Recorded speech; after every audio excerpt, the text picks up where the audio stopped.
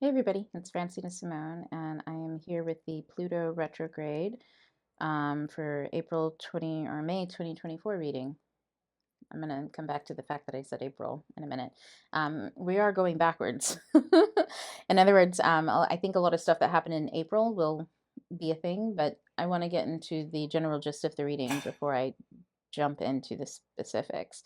So, one, I'm going to go a little bit slower than usual. If you're part of the Midnight Scholar Society, you know I talk really fast because I usually have a lot of information to give out during classes.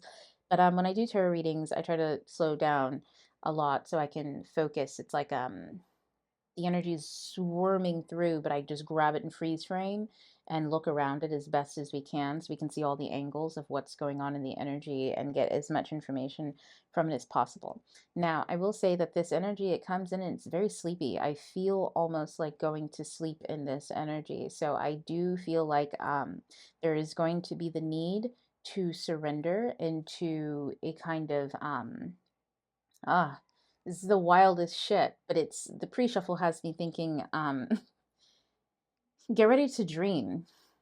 And what I mean is like if you're part of the spiritual journey, like if you follow me, then you know that like I'm an alchemist. So being aware and awake is kind of I'm always one eye open, you know what I'm saying? But I'm in Mexico right now, and as I was going into Mexico, I had this thought it came to me, this download, that I was going into a dream. Like I was, while normally the constant need is to be awake, I was going into the dream state for a little bit. And I was on the beach this morning on an early walk, and there was this bubble around me. And the idea, I'm trying to get a hold of, I have an image in my mind and I want to express it the best way that I can, but it's kind of like being in a bubble and there's chaos swirling all around, right? Like Aquarius energy is the innate energy of chaos or the non-material. The non-material is essentially unorganized matter because it is not in a state of matter. So it's everything everywhere all at once, essentially, but part of a network. So a little bit different than Pisces energy, but still very psychic in that it's still chaos. And in this bubble, there's chaos everywhere, but in the bubble, everything is calm and serene and cool. And it is like everyone around you is finally becoming aware of themselves, finally becoming awake, finally waking up to their dreams or their nightmares, whatever they've been weaving. But instead of being aware of all of those things, the energy of Pluto going into retrograde is asking you, instead of being aware of everyone else, go inward, go into your dream and be dream making. So in other words, if you've got a creative thing that you're doing, a project, an idea, your soul's been calling to you and it's been giving you these kinds of hints of what you should be doing, go do those things without distraction. And there will be a lot of distractions. So during the pre-shuffle, I like to do a little bit of a Lenormand spread. I use a Lenormand deck.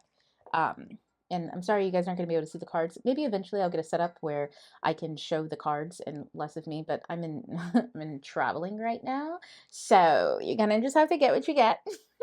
But part of this pre-shuffle, there's definitely the energy in itself, the divine masculine, and that's whether you identify whatever your gender is, it does not matter.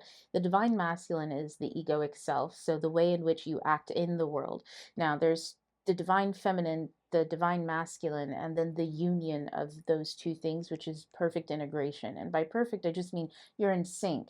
Oftentimes, this is like a watcher perspective. When you're in union, you're watching all of these things unfold and come together. The only way that I can express what that else is like, a little bit 18 plus, here is if you've ever had an amazing or great sexual experience with another person and you're not in your mind, you're not necessarily in your body, you are just in the flow of everything and it's orgasmic and all of that kind of stuff. That is the union aspect of being everywhere all at once. You're experiencing it as yourself, but you're also experiencing yourself through the lens of another person. But also, how can you do that without observing? You can't. So you're in an observer state. That can be a very beautiful energy. The divine masculine is how you are experiencing a thing, and the divine feminine could be experiencing yourself through the lens of another because you're receiving information, you're receiving something, whereas divine masculine is all about expressing outward. So it is not gendered. So don't get confused. And I'm going to be using those terms all the time. I'll try to clarify as much as I can when I use that, but you know, I can't always go off on a tangent explaining these kinds of things. But the general energy is that the divine masculine, there's a burden or communications of burden that may be coming through, or at least those who are in the divine masculine energy of expressing out into the world, but without it's the Aries, that's the Aries, the Mars moving into Aries energy. This is expressing without thinking, but also expressing without without strategy. Thinking is a masculine type. Thinking can be a very feminine type energy, but thinking in the divine sense is like plotting and planning and rumination. Strategy is when you bring the divine feminine in, you're receiving information to help you understand the situation so that therefore you can put a plan into place.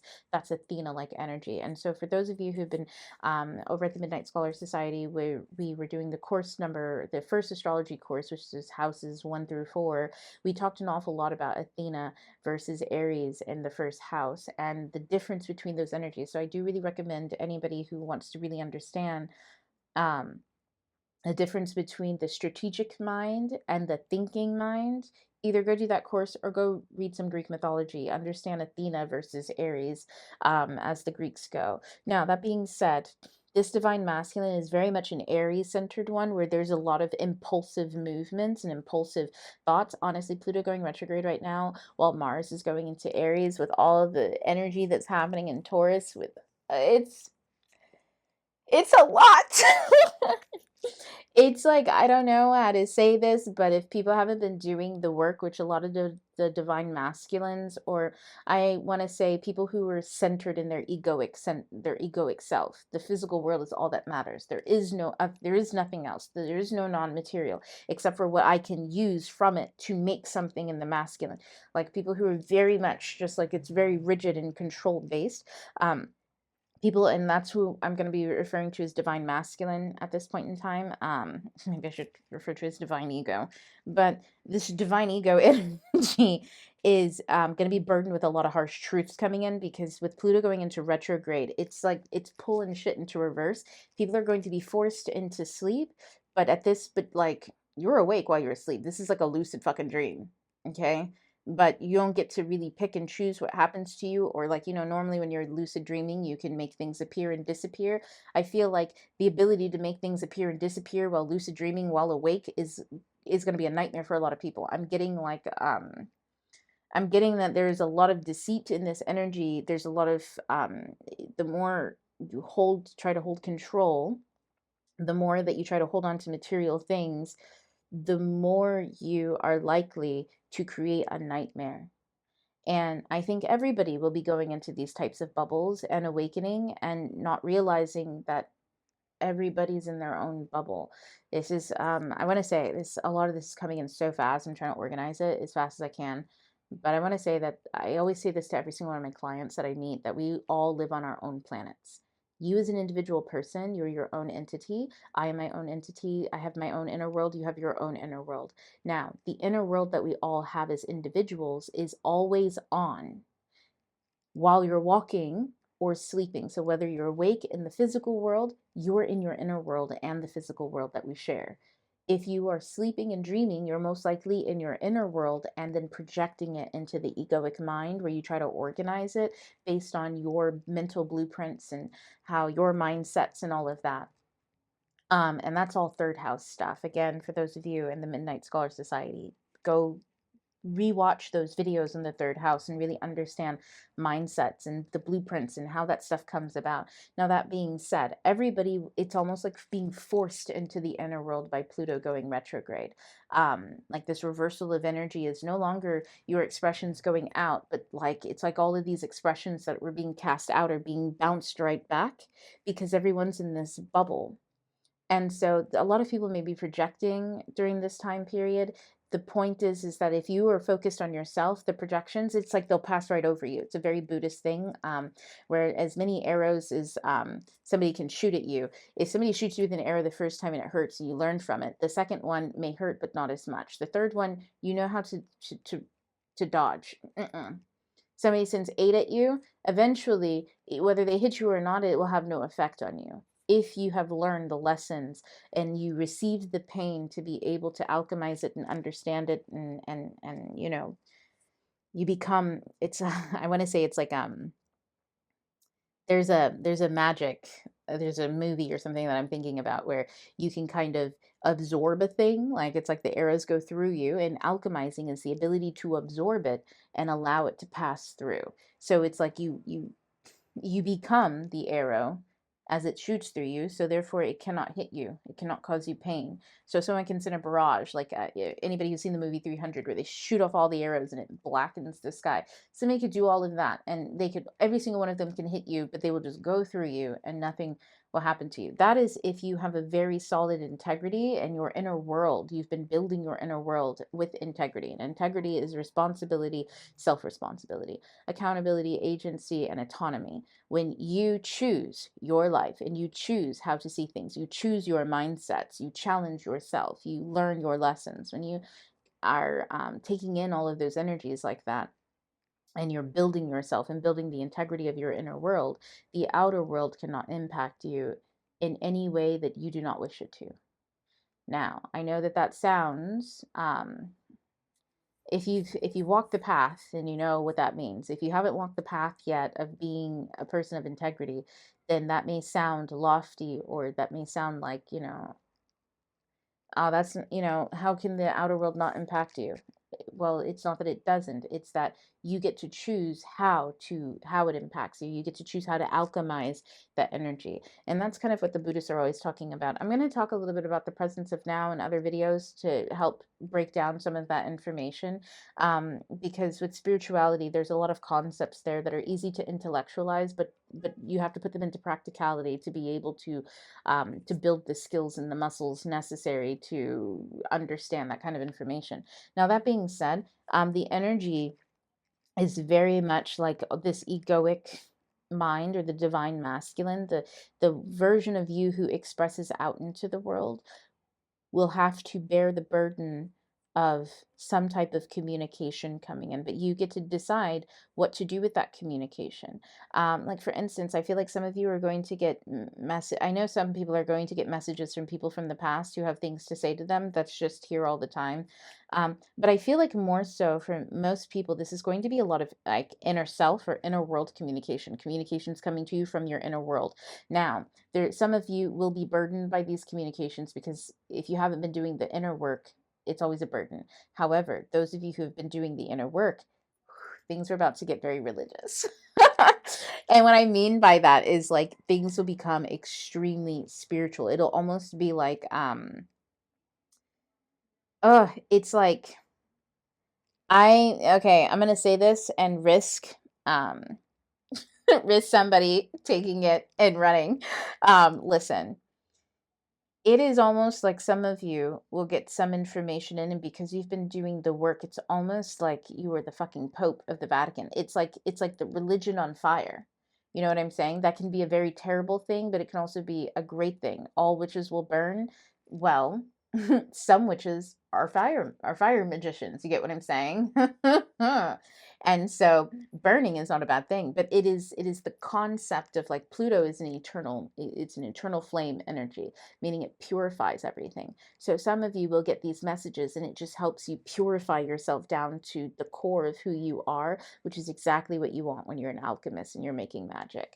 Now, there's a lot of deceit that's being cut away in this energy. A lot of the confusions that have been going on are getting cut away. And I know personally there has been an energy of urgency, and I want to mention that because it's been one that I've channeled recently. And if you feel urgency, take a second look at that. Ask yourself, get present, practice 3 3 3s, look at 3 things in the room, use 3 senses, like smell 3 different things, hear, feel. Those are 3 senses. Use those to ground yourself in the room, and then move 3 of your body parts to ground yourself in the room, and ask yourself, is it pressing right here, right now? If someone is in front of you and they're like, you need to make a decision, that's a pressing matter that does have true urgency. If you're sitting in a room by yourself, such as I am right now, and you feel urgent, like, oh, I got to do this and I got to do this, and it's all in your head, take a moment to breathe, to get present, and ask yourself, is that actually necessary?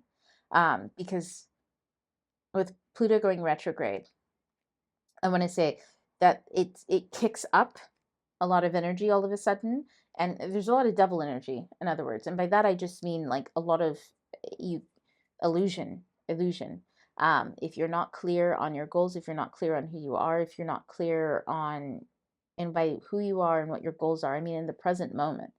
If you're cooking some fucking eggs, but you're off somewhere in an argument in your head with somebody, you're not clear about your goals or about who you are. Who you are right now is a cook cooking eggs, and your goal is to make eggs that taste good, that will, nourish yourself or your family, whoever you're cooking for. That's your goal. If you're off frantically worried about your life goals and whether you will make this huge life goal in 5 years from now, that's not being present. Presence is get your fucking eggs cooked. You get what I'm saying? Like I feel like it's really important for people to understand that, because for the past few years there's been a very huge push to slow down, which causes people to think more. And 2020, it was a huge global phenomenon that stopped everybody, and it forced everybody to sit and think. And not a lot of people got out of the thinking space or developed the mindsets necessary to organize all of that thinking. And so you can be like with Pluto going in retrograde, it's going to go back into Capricorn. It's asking you to stop thinking. That reflection is necessary, yes. Capricorn forces us to reflect. Oh my God, Daddy Saturn. But stop thinking. Reflection and thinking aren't necessarily the same thing. Reflection requires you to sit with yourself, pull up an idea, and then learn from it, and then let it go. A reflection is something that changes over time. The longer you look in a mirror, the more things you will see, for sure. You keep looking in that mirror for years upon years upon years upon years, you end up like Narcissus, who fades away. He withers away. There's nothing left to look at. Everything, you study a thing too much, it is unhealthy. So we have to learn from, and that I believe is also in the first house. So anybody from the Midnight Scholar Society, definitely go back and look at the first house material from our courses and stuff like that. But when you let it go, when you stare at your reflection for way too long, when you are ruminating, that it becomes negative. So reflect, learn, and then let it go. You have to, and this is something that I told everybody about the Narcissus story. So I'll just give a recap, because all of you aren't, from the astrology course. Narcissus is a Greek mythological figure who, Echo, somebody who could only echo back everything that somebody said, fell in love with him and followed him around for quite a bit. And Narcissus was so beautiful. Everybody loved Narcissus, and Narcissus couldn't stand fucking people, because here's the thing about beauty. Sometimes people, when they love your beauty, love also the in spectrum of that is hate. Not everybody acts well around beautiful people. Not everybody knows how to behave, and by that I just mean like they don't know themselves enough to know that they are also beautiful. And here's a side, I was thinking about this earlier. This thought came into my mind, is that a beautiful woman always knows when someone is looking at her. Why? Because she too sees beauty everywhere, so she's probably already looking at you. And that's the thing, is that when you are beautiful and truly beautiful, spiritually beautiful, you see beauty in everything. You see beauty in everything. So you see everything. And so therefore, yes, you see the people who also see you, because you also see them. It's reciprocal. That's what beauty is. And so with that energy, right, the concept is not everybody is reciprocal. Not everybody knows that they too are beautiful, so they covet that beauty. And so for narcissists, being around people who either love you, hate you, this, that, or the other, it's too much. So narcissists wanted to be by themselves.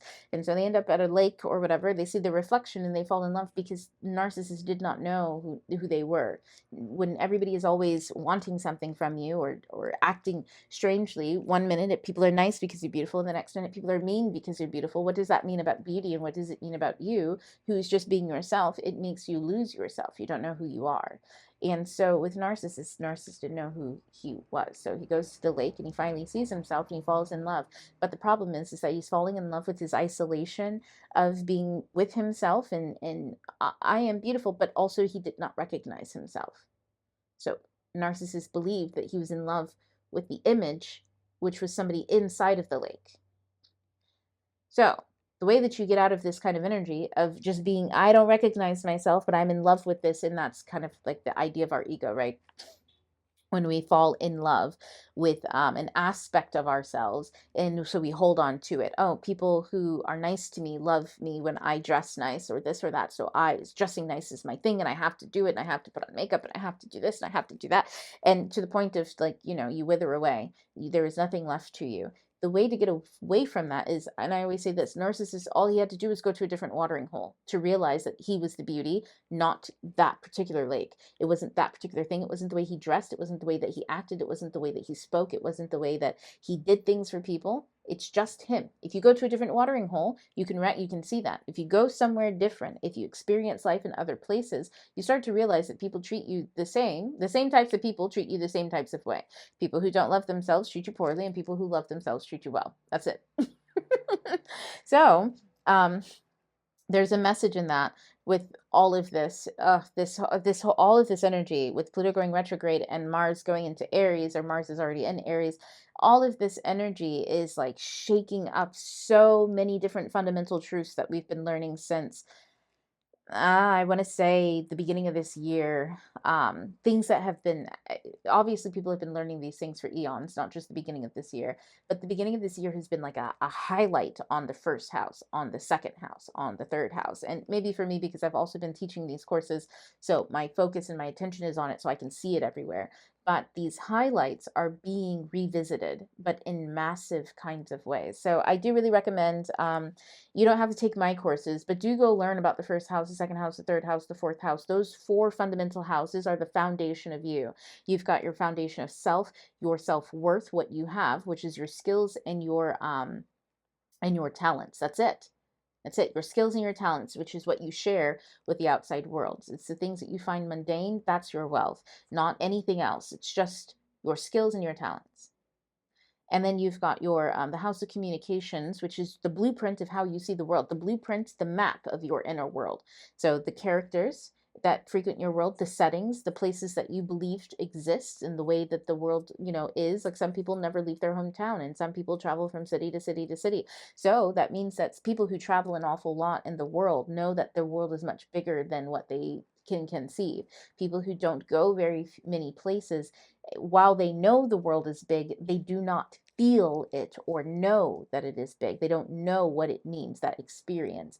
And then you've got the fourth house, which is your inner world. This is where you go to talk to your soul. This is where the moon is. So you've got to really understand those first four houses. And it does not matter what planets you have there. It does not matter what the zodiac signs are there. It does not matter what elements are in those houses. You have to understand the fundamentals of those houses to be able to then take into account all of the other stuff that I mentioned. So please do go and learn those things, especially if you're into tarot and into, if you're a beginner, all the way to intermediate. My course works well for beginners all the way up to mastery level, because it's all downloaded stuff. But that stuff is free. You can go learn it anywhere. You don't have to pay. If you pay me, you're going to get it, the way that I speak. So if I resonate with you, obviously you can probably get the downloads way easier than having to go spend all your time learning it. But either way, go learn those things. Those are the foundation of you and the non-material you. Physically, you are who you are. You are what you look like. You are how you feel. But non-materially, you have to organize all of that. And it takes understanding. It takes work and knowledge. So please go learn those things. That being said, my goodness, this is just like a pre-shuffle and we're already 30 minutes in. So I'm just going to, oh, okay, we're already here. Ooh, okay. Normally I shuffle until the cards stop, but yeah. Okay, so something that has been stealing away your ability to manifest is coming to an end. However, when it comes to an end, that may put you in an Eight of Swords kind of mentality, or it may make you feel confused, like you're stuck this, that, or the other. It's just in your head. This is why organizing the psyche is so important, and that's why, me talking about that was so important. Yep. Look at that. All of these just fell. I mean, I'm not taking this because that's crazy. I'm not reading half the fucking deck, but I will take note of these. Oh, okay. They really wanted me to take note of that. And the Five of Swords, the headache energy. Yeah. See, I think that was just for me to reiterate this. If you're in your head ruminating, You got to cut that away. Cutting off all the rumination is what is going to move away all of what has been eating at your resources, eating at your second house energy, your self-worth, your value, your wealth. And your wealth is the skills and the talents that you have, and everybody has skills and talents. Whatever you find mundane is a skill and a talent. You are here on this earth because you're here to play a part in the collective whole of things. You are a part of a physical network, right, in your community, and sometimes that isn't the best, but you are also part of a non-material network, which is the energetic one. And so we are all here as energetic beings first, and then physical beings second. So the energy you that you're supposed to act out and share on an energetic level, and then that kind of shows up in your physical world. Now, because of all of the crazy shit in society for the past 15 years and then the past millennia, I mean, society's been wild for a very long time. But we're going through some very extreme turbulent times right now, so I just want to highlight that. With that and the kind of energy that's going on, it's created a space and a place where knowing yourself, being organized in the non-material, having an organized psyche is incredibly difficult if you're in a Western country, especially if you're in a colonized country. Colonization, essentially, and I always talk about decolonization, has nothing to do with race and nothing to do with oppressive systems, this, that, and the other. It has everything to do with the colonization of the soul. And by that, what I mean is your inner world. If you control your inner world, it does not matter. Nothing else matters.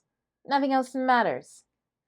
But the mass majority of people do not control their inner world. They're not empowered.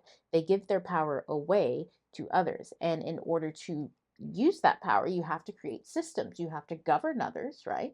So in the government of others, you have to create a system and a way of which things work. But it's external and it has nothing to do with the internal person or internal people, which means everything is unorganized. Everything is unorganized except for those who benefit from however they've organized it. That's colonization. So anybody who plays into it is just playing into this, being enslaved in one way or another, and they have no idea until the snake starts eating its own tail, meaning self-cannibalization. And we're seeing that in the US right now. We're seeing that all over the Western world, where there's a lot of self-cannibalization. Anyways, this is back to, like, I think back during World War I. I do a lot of research when it comes to the spiritualists back in right after World War I. There was a huge push in the Western world with spiritualists. I like to understand and study spirituality in the Western world, because there was a lot of scholars who were doing work back then in academia back over in Europe, and also somewhat in America, but mainly back in Europe. It started heavily, and when we look at authors like Sir Conan Doyle, the author of Sherlock Holmes, for one, because I'm not just talking about like the Wicca people like Aleister Crowley. I'm talking about the academics in that space, the intellectuals who were breaking down barriers in their own mental psyche. Einstein, Newton, well, Newton's not during that time period, but Einstein's after. But still, all of those people in that space, Carl Jung, who's after in that space, there was a lot of them who were starting to wake up and realize that the non-material world existed, and their people had been somehow and in some way removed from it. And well, when you think back to the Roman times with, colonizing the pagans and taking the indigeneity away from all of those spaces and places, it was replaced. And through Roman Catholicism and all of that kind of stuff, it was, it's a long story. It's called history. But the point is that colonization of the mind, and of the inner world, is where you have to dig and uproot all of these things. And if you feel stuck, or if you feel like, when you have to cut away all of the rumination, and rumination is anything that is in your inner world that does not belong there, your mind will always be telling you, this doesn't belong here, this doesn't belong here, this doesn't belong here. But if you don't have the tools of removing it, you get stuck in this doesn't belong here, this doesn't belong here. And eventually you believe that it belongs there, but you know that it doesn't, which creates cognitive dissonance, disease, and all that kind of stuff. So the way to really move out of that really quickly, I just did a spell video. Go watch the first one. And I'm probably going to upload it on my channel as a trailer. So watch that. It's a spell of how to get rid of and how to get out of rumination. But what you have to do is you have to give a lot of self-love, and you have to meditate on your inner world. And the inner world is the inner child. That's the soul. Now, I talked about this, and for those of you Midnight Scholar Society, the fourth video, fourth house, We talked about Selene, the moon goddess, and the story about Eddie. I called him Eddie because I can't remember the Greek name. But we talked about the story of the moon goddess who fell in love with this king or shepherd, depending on the story that you read. And Zeus granted him eternal youth and eternal sleep. And so she would visit him every single night. And the concept here is that's the soul. Your soul is eternally asleep, meaning your soul is non-material. It does not express itself in the physical world. It expresses itself in the non-material world. It's forever the dreamer, the one who sends you dreams. And so the moon goddess, or the high priestess, you and your intuition, your psyche, when you go inward, you are the moon to your soul. Your soul is your heart. And and it's an eternal love situation. So when you connect to your inner child, or the eternal youth, but I'm pointing down as if like it's down here, but anyways, when you connect to your eternal youth, which is that soul, it doesn't necessarily need to be a child, although you're most connected to it when you're a child, so you tend to project childlike behavior onto the soul, but it need not be a child to be eternally youthful. It could just be a vampire, honestly. Not the like the I mean that in the sense of like the nature of a vampire being eternally youthful, not necessarily the nature being a bloodsucker. However, I'm not going to say there aren't those out there. But that being said, connecting with your inner world is going to be the gateway out. Ooh, this came out reversed. I wonder what that is. So let's talk about, oh yeah. We got to walk away from the egoic mind. There's something that a lot of people have that they're holding on to, emotionally speaking. And I'm just going to say it like this.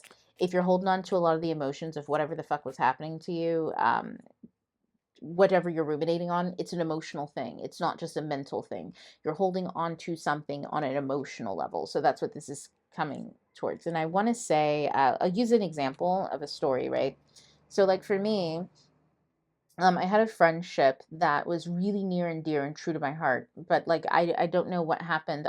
When I meet people, I meet on a soul level, so I generally don't make friends with people that I don't have a soul connection with, just because the nature of my being, what I do, I'm an alchemist. If you don't understand that, it's not going to work. People will always internalize something about what I'm doing. Like sometimes I just drop off the face of the earth because I am busy, and by busy I mean I'm busy off doing my own thing. So people who I have soul connections with, they understand that because they're also off doing their own thing. And when we connect, we connect. And when we don't, we think of each other fondly. And then when we connect again, we have so much to share and to tell each other. So anyways, I had one of these friendships and something went haywire. I feel like maybe this person went into the ego space. I don't know. I don't want to make assumptions, but like for a year, it threw me for a loop because things were becoming strange. So I started to ruminate. I started to question every conversation, because what used to just be natural, and I didn't have to think about this, and all of a sudden their behaviors changed. And if I mentioned it, they said nothing. Like, oh, no, no, no, it's not that. It's not that. You're thinking too much. So I'd be like, oh, okay. And I would stop. I'd be like, okay, I'll stop. And I'd go about my business, and then another thing would happen. And too many of these instances started to stack up, and then all of a sudden I'd catch them in lies, and I'm like, not only are you lying motherfucker, but you're also gaslighting me. What is this? What is happening? I don't know, and I don't understand, because it's nonsense to me. I find all that stuff kind of like nonsensical, because anything that you have to tell me is fine enough. I'm very much a person that I'm like, listen, either we're compatible or we're not. And that is it. And I know that that can be terrifying to people, especially if they're falling into an ego place because they want to cling and to hold on, and, being incompatible. What does that mean? This, that, and the other. And for me, I dive into death each and every time. It's just a thing on a soul level. Again, I'm an alchemist, so it's something that I understand on a totally different way and on a totally different spectrum than other people do. I also practice, I'm indigenous, so I don't think of it in the same realm. I'm not like, traditionally Christian or anything like that. And I'm, I don't mean to laugh, but this mind is not easy for anyone to colonize. Even my own soul has a hard time convincing me of no. But my thing is that I understand things at such a base level of being, where I'm like, it's cool. So when I get into energies like that, where somebody's lying, and I feel like it's childish to a degree that I cannot stand it. But this person meant so much to me. And for about a year, I was stuck, it's this thing that we do, and here's why I want really you to focus on the story. It's the time that it takes for you to finally remove yourself from the situation. If you keep making excuses for someone, or you keep saying, okay, well, maybe this, or maybe that, or maybe this, it's because emotionally you're attached and holding on. And that's something I had to learn, as I was emotionally attached to this person. And that's a healthy thing to be, right? Emotionally attached. But also, when it becomes toxic, we have to detach. And when you're so interwoven with somebody, um, it can feel like death. It can feel like a great amount of grief. And so I had to accept and surrender to the entire grief process to be able to let them go. And some of the things to look out for, well, when like surrendering to grief, is when you don't judge yourself because they pop up in your inner world, and by that they're in your mind, or you feel for them, or you feel all this love, or you feel all this frustration, or this, you feel and you think, you feel and you think. Just allow yourself to do it. Just feel and think, and then be done. Just feel, think, and then when the thought comes to you, okay, that's enough, say, do the spell, the rumination spell that's on another video, I'll link it down below. Do that spell, and then go about your day. That's the art of letting go. It's not things don't happen to you. It's things happen and they go. You let it flow. That's the thing. So you're going to have, honestly, I feel like there's, we've got the Ace of Cups here. So there's like a emotional gift coming in. When you let something go, something else is going to come right in. And I do want to say that this may be, oh, and it's coming in fast. And this is the communication. You remember when I said this is like this is like the Pope on fire? Meaning, I don't know, somebody's about to get real fucking religious. And religious, don't think religious trauma as in like Christian. I know I keep mentioning the Pope and shit like that. I'm just talking about that, like when I say the Pope, everybody knows what the Pope and the Vatican is, because it's that fucking powerful. That's how powerful that space is, and the kind of energy that circulates that. Whatever is coming in has that kind of power, and it's coming in hot and fast. But you have to be able to walk away and let go of this need, the egoic need. Now, I want to mention this as like along with the story, right? About me having to emotionally and mentally let go of my friend, and spiritually let go of them, not just physically. Like physically boundaries, fine. I'm very easy to be like, bye. But on a spiritual level, I had to remove them from my inner world. And technically, no human being should exist in your inner world. That's how you know something's up, is when someone is existing in your inner world for a little too long. And to be totally honest, I think that's kind of what the issue was. He would make jokes about, being rent free in my mind. And I was like, I'd laugh, because like nobody lives rent free in my mind. But, I'm also a very playful person. Like, I just think it's a joke, so I'm going to laugh. But I think that for him, maybe it was not as much of a joke. And, people always tell you the truth, whether they're joking or not. And I think that's what it was, is I had to let go of the playfulness of that entire relationship, because for me, my ego, or the way that I acted in the relationship, was very playful. And I had to learn how, when you can laugh, and when not to, when to set boundaries, when to say, I know you found that funny, or I know that you maybe meant that as a joke, but absolutely the fuck not. Ha ha ha ha ha ha. No.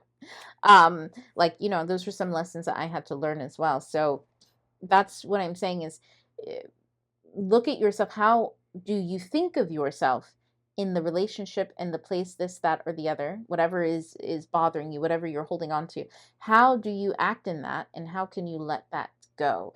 Because if you're attached to this kind of idea, if you're attached to, oh, this is the person I hang out with when I'm fun, can you be fun anywhere else? Can you be fun by yourself? Can you be fun with anybody else?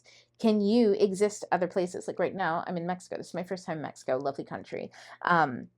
So green, love the green. And also the like crop circles are everywhere. Now, they're not actually crop circles, because they're not made by aliens. They're made by people. You get what I'm saying? Like, it's not like little spaceships went down and zoom, zoom, zoom.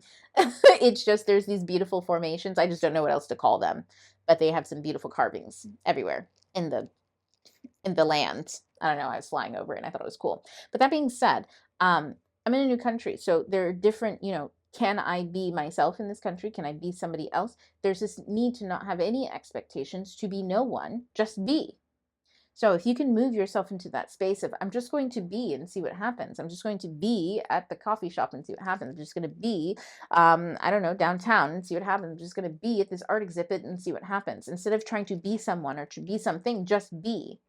And that will help you walk and let go of all of that stuff, because eventually you'll see that, yes, you can be funny, you can do this, you can do that, and all these other spaces and places. Anyways, this energy is coming in quick, and honestly, I feel like it might just, the energy is so fast, and it's so,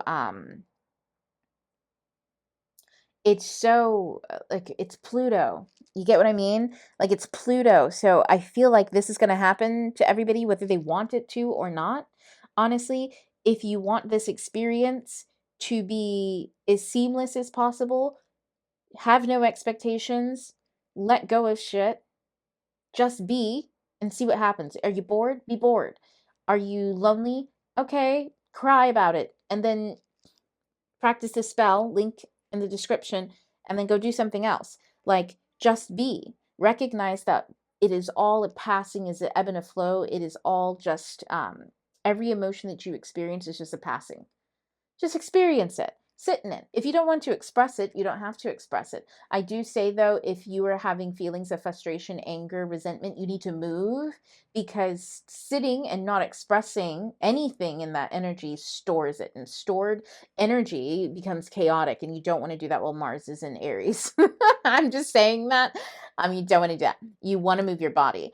Exercise. You wanting to get into an exercise routine? Go do that. Exercise is not going to the gym and lifting heavy weights. That's hot girl exercise. And what I mean is, like, you know, when guys get really buff, but they have no endurance, they can't run, they can't do anything. That's a hot girl workout. Okay. Now, is there a problem with doing hot girl workouts? Absolutely the fuck not. Okay. Get that body. You know what I'm saying? Love to see it. Love to see it. However, exercise is literally just stretching and moving and being like, I'm alive, and, you know, shimmy, shimmy, shimmy. That's fucking enough. Just do that for some time and breathe. Okay, practicing your breathing and your shimmying, and you're fine. You just need to move your energy. I'm bouncing and titties around and stop. But the point is, you just need to move. Any other emotion just needs acknowledgement, honestly. Sadness, grief, whatever it is, just needs you to acknowledge. And that just means sit in it. Let what comes come. You don't have to act in it. You don't have to claim it as, this is me. I am a sad bitch. No, you're not. You're just you. Sad bitch energy is in the room with you, yes, but you're just you. And I tell my kids that all the time. Think of emotions as somebody knocking on your door. They come. I tell my kids this with Pollyanna Happy Time. That's what I name her. And that's the crazy bitch that has the zoomies. Pollyanna Happy Time, she comes knocking on the door and she's like, oh, do you want that fun dip? That bitch visited me last month. I had some fun dip, and I'm autistic. I can't be on Red 40, y'all. My family calls it danger dye when I take it, because, like, I literally get the shakes. It's like I am like, I tell people, yeah, I got into that fun dip, and they'll be thinking that I'm talking about some hardcore drug, and I'm like, no, I'm talking about the candy. I get hives. I lose my mind. I lose it. And then I don't know what it is, that fucking Red 40. I can't eat hot Cheetos either. I can't do red. I can't do it. That shit just does not sit well with me. I lose it. Everything's always just super funny, and, like, I have the zoomies, and I can't sit still, and, like, I just, oh, I'm like a cat on catnip. It's sad. Anyways, see, I'm like having flashbacks. The flashbacks took me out of the reading. Now, okay, we're back. So the thing is whatever it is that you've got going on, I think this energy is going to do shit to you anyways. Oh, we were talking about the Pollyanna. Let me finish up that before we get back into the reading. Pollyanna Happy Time, when she comes knocking, just think of it as Pollyanna sitting in the room, okay? She's in the room, and she's suggesting all of these things. She might suggest that I take a little fun dip, and I'm like, oh no, I shouldn't do that. But her suggestions, I love Pollyanna. I have a great time with Pollyanna. She's hilarious. She's funny. She makes everything like 10 times brighter and 10 times better. But sometimes she suggests things that I also shouldn't do and don't need, so I have to have discernment. Am I Pollyanna just because she's in my energy, giving me funness? No, because that bitch is going to leave at some point in time, and after I do the fun dip and she leaves, now I'm going to look like a fucking crackhead laying out on the floor, shivering, talking about, I'm itchy, the danger dye got me. It's insane. What happens when she leaves? So we don't identify as emotions, we identify the emotion. And that's how you can navigate with ease, more ease, emotions. And I'm telling you all this as somebody who, like, I literally sometimes have to go sit in a dark ass room by myself because some of the emotions that I receive are intense. They're intense. Also, I'm on the internet. Lots of people know me and think about me and ideate on me. And so I have to like mitigate all of that. Emotions can be intense. And then I have my own emotions. Okay. And I'm a very emotional person. They're intense. So it's important not to identify as them, but to identify them. I have these emotions. I am not these emotions. I have them. They're here. And some of them we can walk away from. I'm going to show you that. Some of them we can choose to walk away from. We can choose to leave them. I had that one and then I left it. Okay. We're going to get a lot of clarification. Anything that had been very confusing for you during this time. And so this is going to be like, honestly, this energy is going to take you through May, but this energy is going to go all the way through November. I mean, it's all Pluto retrograde. This is going to be something that's taking you through the end of the year. But that being said, all of this stuff. Okay, I'm not a time lord.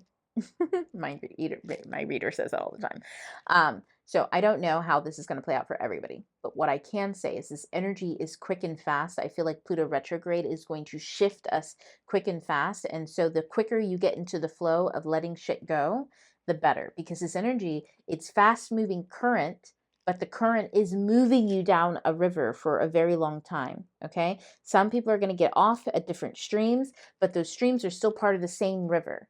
It's like, think of Pluto as a massive river with a lot of different stream outlets, like a tree with different branches. It's sending you all into different spaces and places and diverting you. And it's going to take a long time to get to the end of it. However, the ride will be quick. So wherever we're headed and wherever we're going, it's very far away. Pluto is taking you on a far journey, but the shit's fast. It's like a Shinkansen. Shinkansen?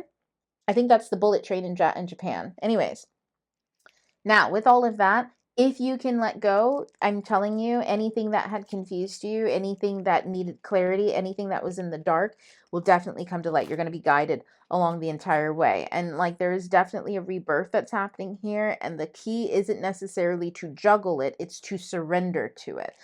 Don't try to juggle, just surrender. Be the hanged man, not the juggling girl, because this is the Two of Pentacles in reverse. And it's not about, oh, don't schedule shit. I don't want to say that. But what I am saying is, don't try to plan out this process. Surrender to it. Surrender simply means you accept. Not you accept whatever somebody's giving to you. You accept the situation for what it is. I accept that this is, now what? There you go. And the now what means you have to be present enough to be in the situation, to recognize what it is, and then to recognize what the next thing is, because the present moment always is now, right? It's always now, and now is always changing. So you have to be present to then see the change that's coming, to then be able to be the change that you need to be in the present moment. There you go. Also, yeah, if you try to hold on to shit, honestly, that's going to send you into the I got the Ten of Swords, and I want to say this. This is going to be a very stable, like this, trying to stabilize in all of this, trying to, okay. I'm going to put it like this. Venus just went into Taurus, and Venus is a very comfortable bitch. She loves her security and she loves stability. Like, for instance, I am a very, I love to travel, but I hate traveling because I love like having a nest. Like, I love having my spot, the place I want to be. Like, honestly, if I could travel and stay in one location for like 6 months, that would be traveling for me. Most people are like, no, you're supposed to move around and go to places. And I'm like, no, I need a nest. I need a nest. I need the place I go back to. I need my new jaunts. Like, I literally just went up the street and I had this tortas and it was so good. It was like the sandwiches, chicken sandwich, avocado. It was so amazing. And I was like, this is my new place. I went back.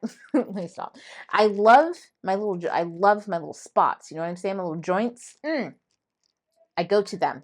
And those are the things that I do. I love my my habits, okay? My paths, the paths that I travel on, all this, that, and the other. During this energy that is not conducive, you can enjoy comforts, but looking to stabilize and be secure and to stay in the same spot and not move will literally put you in the Ten of Swords energy, which is essentially constantly being like, oh, everything's terrible and I don't know, because you're not supposed to be standing still. You're just supposed to be standing here now, but now is always changing, not a still constant thing. So that's the last message. Pluto retrograde is, it's a, the energy is amazing. Pluto in itself is an amazing energy because it purifies everything. It sets things in place, and it's in Aquarius, and it's going to go back into Capricorn after having been in Aquarius. So it's going into Capricorn with new energy. When it was in Capricorn, that was the era of like Instagram. Okay. And Instagram, as we all know it, whether you like Instagram or not, it's a very superficial place where everybody just be lying about themselves, and everybody puts on this persona and the ego. And that's kind of what dictates who they are and how they are and all that kind of stuff. And, underneath it all, they're all riddled with anxieties and all sorts of, fever dreams, fucked up shit. Everybody on Instagram seems to be like, I think I watched a show, and this one girl's like, I'm an ego blogger. I was like, what the fuck is that? And she's like, essentially, I just sell lifestyles to people that aren't attainable. This isn't my lifestyle, but everybody thinks it is. And, and brands want me to pretend like it is so that other people will think if they buy this, their life will be like that, even though my life isn't even like that. And I was like, that is fucking insane. That is insane. And yes, she was riddled with anxiety all the time. Every time she was in the interview chair, she was like shaking. She was like a little chihuahua. I was like, oh my God, this poor girl. Like this is not a conducive lifestyle at all. And that's the thing, is Instagram is like that was Pluto and Capricorn was highlighting that and giving that a pedestal because people could really build on their egos. When it went into Aquarius, as you all know, if you know an Aquarius, I'm married to one. And Aquarius people, they can't let anybody have an ego whatsoever. They can't. It's just not in their nature, because I don't know what it is with them, but they just can't. Even though they do have one themselves, okay? If they're holding on to something. But for the most part, Aquarius people, they're just like, what is the point? They will poke fun at an ego as soon as they see it. And so if you don't have a strong sense of self, you probably can't be around an Aquarius person. But that being said, Pluto and Aquarius is like, we're here, we're on the network, we're on it's going into communities, and it's tearing down ego everywhere it sees it. And now that Pluto has gotten on his fucking horse, tearing down egos everywhere he sees it, and he's headed back into Capricorn, who the fuck knows what this hopped up Aquarius like energy is about to do in Capricorn? There will be an awful lot of, do you want to go back to this? Do you want this? I honestly, I can't tell you, because Pluto, which, I reckon with Hades, he's a very tricky type of energy. You know what I'm saying? Hades loves to bait people into stepping into the flame. He's not the one. Zeus will come after you with a lightning bolt. Poseidon will drown you in the fucking ocean. Hades, though. Hades will ask if you want to sit down and have some lunch and if you want to play a game. And he seems so non-threatening. But by the end of that game, he's going to put you in the internal fucking fire, purify you down to who you are. So you better be yourself, because then the fire is fun. It's just warm, like being in a jacuzzi. Now, that being said, that is the reading for Pluto retrograde. Look forward to, I'm going to do some other transit readings this month, and yeah. Don't know what those are yet. I'm still organizing things. Everything's wild. I just got off traveling. So everybody have fun. And if I can just give you one last message or one last concept to kind of go into all of this with, and it's just be yourself. And if you don't know who and what that is, start asking those questions. You can't figure out who you are if you're too scared to even ask. And if you ask the question, that's enough to get you started on finding the answers. And then have fun with it. No expectations. Let go of shit. Just have fun. And like, super important, go watch that video on the fucking spell and get out of rumination. Clean up your inner world. No human being should exist in your inner world. And what I mean by that is you should not be thinking on others so obsessively, and no one should be thinking on you so obsessively that they keep popping up in your inner world. Your inner world is for you. That is where the world revolves around you. in your inner world. If you think in your inner world that other people are there, then you're also telling yourself that the world not only revolves around you there, but eventually it starts to revolve around you in your physical world, because you can't tell the difference between the physical reality and your ruminations and projections of who people are. When you populate your inner world with people, especially people that you know, you are putting your projections and your assumptions without even knowing onto the real person. And you're not likely to clarify it because you won't even think that you need to.